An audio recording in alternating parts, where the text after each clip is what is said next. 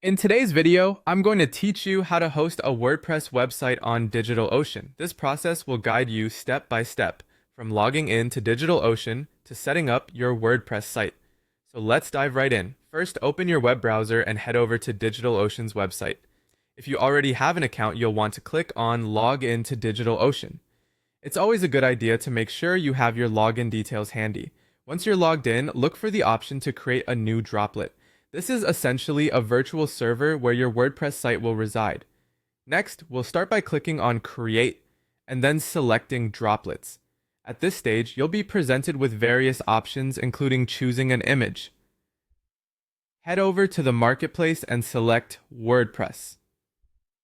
This Marketplace option simplifies the process by pre-installing WordPress on your droplet, so you don't have to do it manually. Now it's time to choose a plan that suits your needs. For starters, you might want to go with the basic plan, but this depends on the website's expected traffic and functionality. After selecting your plan, choose a data center region. It's wise to pick one that's close to your primary audience to ensure faster loading times.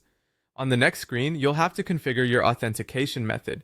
You can either add an SSH key or choose password authentication. If you're not familiar with SSH keys, password authentication is probably the easier route, especially for beginners. Once you've set your authentication method, go ahead and click Create Droplet. DigitalOcean will then set up your new server with WordPress pre-installed. This might take a few minutes, so be patient. Once your droplet is created, copy the IP address of your droplet. You'll need this IP address to access your new WordPress site. Open your web browser and type in http/ followed by your droplet's IP address. This will lead you to the WordPress setup page. You're now on the WordPress setup page, and the next step is to select your language. Choose the one that's most appropriate for you. After that, enter your site title, along with a username, password, and email address. This information will be critical for logging into your WordPress dashboard later. When you're ready, click Install WordPress.